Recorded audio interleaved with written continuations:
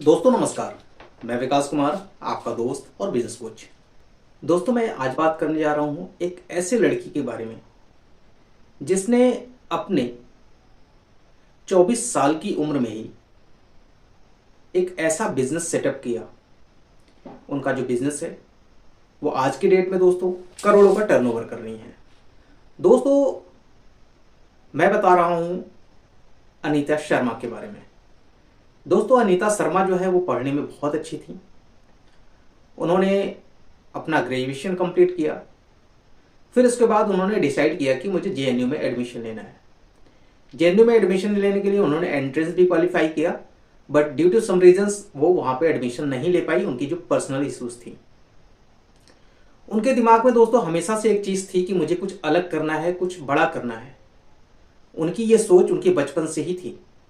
उन्होंने इस सोच को लेके अपना विज़न बिल्कुल क्लियर रखा और धीरे धीरे आगे वो कुछ करती रही। फिर दोस्तों एक टाइम आया जब वो अपने भाई और अपने फ्रेंड के साथ उन्होंने कुछ नया आइडिया स्टार्ट किया। तो दोस्तों उन्होंने क्या किया और कैसे एक करोड़ों की अपनी कंपनी को इस्टेब्लिश किया, वो भी सिर्फ और सिर्फ 3 से 4 सालों में, ये चीज़ समझना जरूरी है। तो दोस्तों उनके इस बिजनेस मॉडल को हम समझें। उन्होंने दोस्तों सबसे पहले एक सर्वे किया और अपने आसपास के कॉलोनीज में और अपने शहर में ये देखा कि जो उनकी सर्विस इंडस्ट्री है, जो हर एक घर की जरूरत है, जैसे कि एसी की रिपेयरिंग का, उनकी एनुअल मेंटेनेंस का, साथ ही दोस्तों फ्रिज की एनुअल मेंटेनेंस का, इन्वर्टर की एनुअल मेंटेनेंस का, उन्होंने दोस्तों एक ऐसा सिस्टम स्टार्ट किया अपने 10 सर्विसेज के साथ। उन्होंने दोस्तों सबसे पहले कुछ पैसे इकट्ठा किए। पैसा इकट्ठा करने के लिए उन्होंने कुछ ऑनलाइन वर्क किया और ऑनलाइन फॉर्म भर के, बच्चों का फॉर्म भर के उन्होंने अप्रॉक्स 1 लाख रुपए के आसपास का अरेंजमेंट किया। दोस्तों कहते हैं जिसको करना होता है वो किसी न किसी रास्ते से कोई ना कोई अपना एक नया तरीका निकाल लेता है काम को करने के लिए। तो उस दोस्तों 1 लाख रुपए से उन्होंने अपने बिजनेस को स्टार्ट किया। स्टार्ट करने में सबसे पहले दोस्तों उन्होंने अपने कंपनी का एक नाम रखा। इसके बाद दोस्तों उन्होंने पंपलेट प्रिंट करवाए जिसमें उन्होंने अपनी सारी सर्विसेज को लिखा कि हम किन किन सर्विसेज में प्रोवाइड करते हैं और होम सर्विस की जो फैसिलिटी है वो प्रोवाइड करते हैं। इसके बाद दोस्तों प्रिंट कराने के बाद वो लोग अपने शहर में, जो उनका शहर 8 से 10 किलोमीटर के रेंज में था, हर एक जगह पे जाते थे, हर एक कॉलोनी में जाते थे, हर एक उस 10 किलोमीटर के दायरे में जितने भी उनसे रिलेटेड एक एक कॉलोनीज थी, उन कॉलोनीज में गई। उन्होंने अपने पंपलेट्स डिस्ट्रीब्यूट किए और साथ ही उन्होंने दोस्तों अपने सर्विसेज के बारे में बताया कि मैं कौन सी सर्विस आपको प्रोवाइड कर सकती हूँ। दोस्तों इस बीच उनके साथ बहुत सारे चैलेंजेस भी आए। डोर टू डोर हर किसी के यहाँ जाना, हर किसी को समझाना, ये बहुत बड़ा काम है। बट उन्होंने दोस्तों अपना धैर्य नहीं खोया और वो कंटिन्यूअस लगी रही। इसके बाद कुछ समय के बाद ऐसा हुआ कि कुछ लोगों का रिस्पांस आना शुरू हुआ। उसी बीच में कुछ ऐसे लोग भी हैं जो ये कहते थे कि ये लड़की है, ये क्या करेगी, सर्विस इंडस्ट्री, वो भी ऐसी सर्विस इंडस्ट्री, इसके लिए तो बना ही नहीं है, ये कैसे हमें सर्विस प्रोवाइड कर पाएगी। बट उसी में कुछ लोगों ने उन्हें अप्रिशिएट किया, उनका मनोबल बढ़ाया और साथ में उनको कुछ सर्विसेज भी मिलना शुरू हो गई। दोस्तों करीब 27 से 28 दिन मेहनत करने के बाद, हर घर में पंपलेट डिस्ट्रीब्यूट करने के बाद उनको फाइनली एक सर्विस मिली। धीरे धीरे करके 1 महीना बीता, 2 महीना बीता, सर्विस की संख्या बढ़ती रही। सर्विस की संख्या दोस्तों अब धीरे धीरे करके 1 से 10, 10 से 100, 100 से 1000 हो गए। अब दोस्तों उनके पास काम की कोई कमी नहीं थी।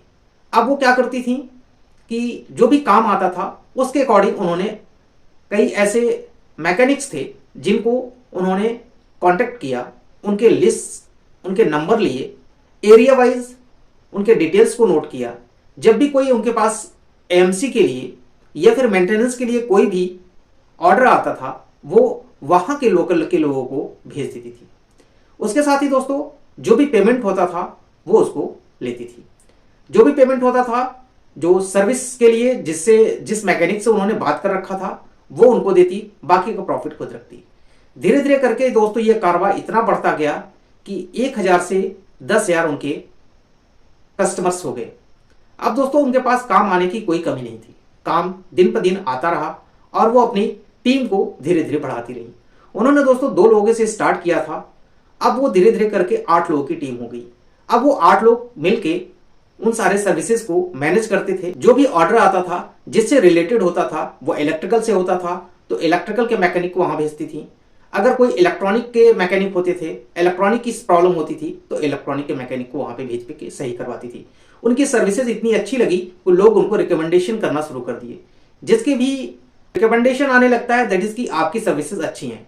धीरे धीरे करके दोस्तों उनके जो क्लाइंट बेस है वो करीब 10,000 के ऊपर पहुंच गए और दोस्तों उन्होंने अच्छा खासा प्रॉफिट अर्न किया।